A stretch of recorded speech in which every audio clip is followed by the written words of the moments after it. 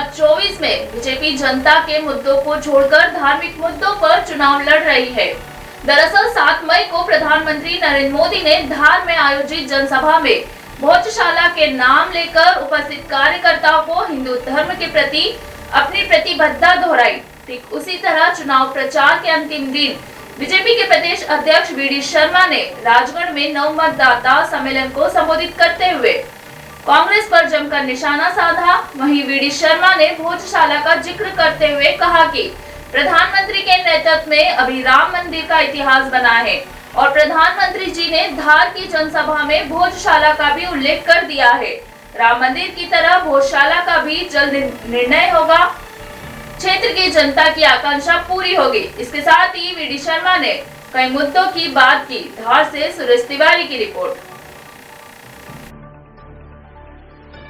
देश के अंदर भव्य राम मंदिर का निर्माण माननीय प्रधानमंत्री मोदी जी के नेतृत्व में आज इतिहास बना है, तो भोजशाला के अंदर भी माननीय प्रधानमंत्री जी ने उल्लेख कर दिया है।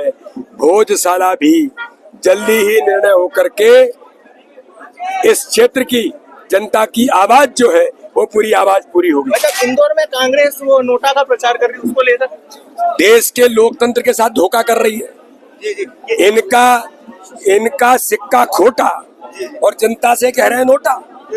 जनता ने जवाब दे दिया है कि कोई नोटा वोटा नहीं चलेगा। देश के लोकतंत्र का महापर्व है भाई। तुम्हारे लोग भाग गए, तुम्हारी जिम्मेदारी है। केजरीवाल बाहर आ गए, केजरीवाल को इंटरिम जमानत दी है, इंटरिम, और फिर हाजिर होंगे। बीजेपी चुनाव पे कोई असर पड़ा है? कोई असर नहीं पड़ता। बढ़ते हैं अगली खबर की ओर। भोजशाला में एएसआई के सर्वे का आज 51वां दिन है।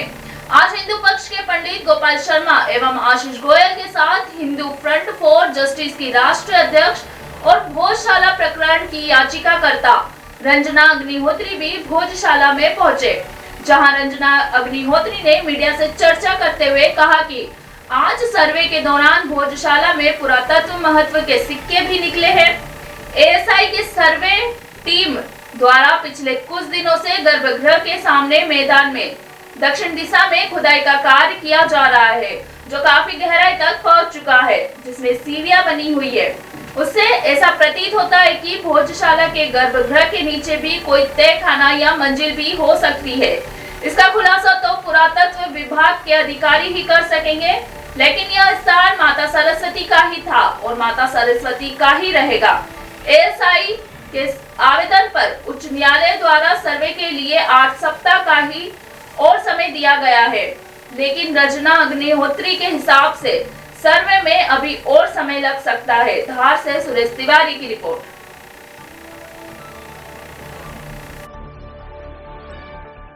आज 51वां दिन था एएसआई के सर्वे का और एएसआई के एक्सकवेशन का, और अभी तक तो सर्वे में प्रतिदिन हमारे आशीष भाई, हमारे गोपाल शर्मा जी रोज जा ही रहे थे। तरह तरह की चीज़ें निकल रही थी, शाम को रोज ही हमें रिपोर्ट देते थे। आज भी कुछ सिक्के प्राप्त हुए हैं, मुझे लगता है पुरातात्विक महत्व के सिक्के हैं वो। और गर्भगृह के सामने जो प्रांगण है उसमें दक्षिण दिशा की तरफ जो ट्रेंच खोदी गई है उसमें नीचे काफ़ी गहराई तक सीढ़ियाँ जाती हैं, जो सीढ़ियाँ चौड़ी सीढ़ियों से प्रारंभ होती हैं और जो उसका आखिर में जो पॉइंट दिखता है वो एक बहुत पतली सीढ़ी दिखती है। ये वो तहखाना नुमा या गुफा नुमा वो कौन चीज़ है, क्योंकि वो तो एएसआई वाले अंदर जाते हैं, हम लोग तो ऊपर से ही देखते हैं, तो इतना स्पष्ट नहीं बता सकते। लेकिन ये निश्चित है कि उसके नीचे कोई एक जिसको कहते हैं मंजिल रही होगी, कोई एक तहखाना या कोई एक बिल्डिंग रही होगी, या कोई गर्भगृह के नीचे भी कुछ स्थान ऐसा रहा होगा। वो तो जब एएसआई का सर्वे होगा, एएसआई रिपोर्ट देगी, तभी स्पष्ट हो सकेगा। लेकिन ये निश्चित है कि वो मंदिर का ही भाग है और ये स्थान माता सरस्वती का था, हमेशा उन्हीं का रहेगा, क्योंकि ये स्थान, ये प्रॉपर्टी माता सरस्वती में वेस्ट है। Property of deity, once the property of deity is always the property of deity. विदेशों में मसालों में केमिकल पाए जाने की खबर के बाद खाद्य सुरक्षा विभाग सख्ते में आ गया। वहीं उज्जैन में भी मसालों की जांच के लिए नमूने लिए गए। बता दें कि सिंगापुर और हांगकांग में MDH और एवरेस्ट ब्रांड के कुछ मसाले बैन किए गए हैं। भारतीय खाद्य सुरक्षा एवं मानक प्राधिकरण एवं आयुक्त खाद्य सुरक्षा मध्य प्रदेश से प्राप्त निर्देश के पालन करते हुए खाद्य सुरक्षा अधिकारियों के दल ने मसाला बेचने वाली कंपनियों से मसाले के सैंपल लिए गए।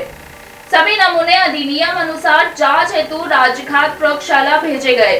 कार्यवाही में खाद्य सुरक्षा अधिकारी बसंत दत्त शर्मा, पुष्पक कुमार त्रिवेदी, महेंद्र कुमार वर्मा, सुभाष खेड़कर एवं राजू सोलंकी शामिल थे।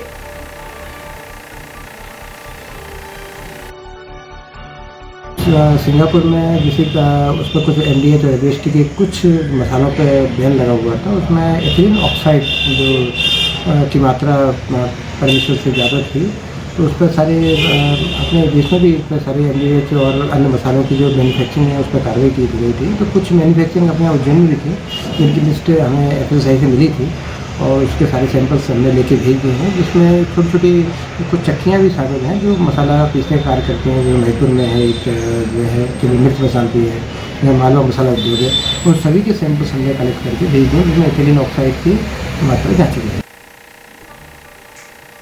आज सुबह एक बदमाश ने व्यापारी की हत्या कर दी। व्यापारी मॉर्निंग वॉक कर घर लौट रहे थे। घर में छिपे बैठे बदमाशों ने उनके पेट और कंधे पर चाकू से वार किए। इसके बाद भाग निकला। घटना जीवाजीगंज इलाके के जुना सोमवारिया की है।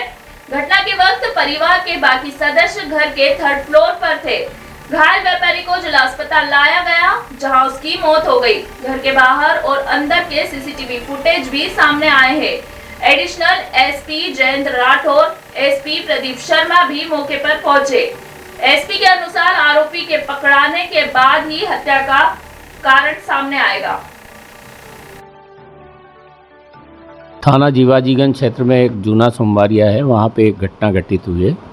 वहाँ पे एक मिश्री लाल राठौर करके हैं, उनकी पूजा इलेक्ट्रॉनिक्स के नाम से एक दुकान है।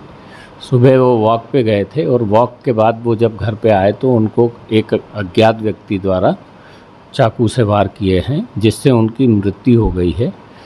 जीवाजीगंज पुलिस द्वारा अपराध पंजीबद्ध करके सरगर्मी से तलाश की जा रही है।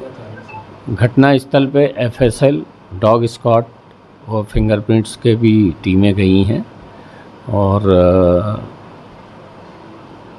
शीघ्र ही हम उस आरोपी को गिरफ्तार। अभी कारण कोई स्पष्ट नहीं हुआ है, लेकिन एक जो चाकू मारने वाला है उसका उद्देश्य मृतक को मारना ही था। वहाँ पे लूट की घटना या पैसे के लिए ये घटना करना अभी तक हमारी जांच में नहीं पाया।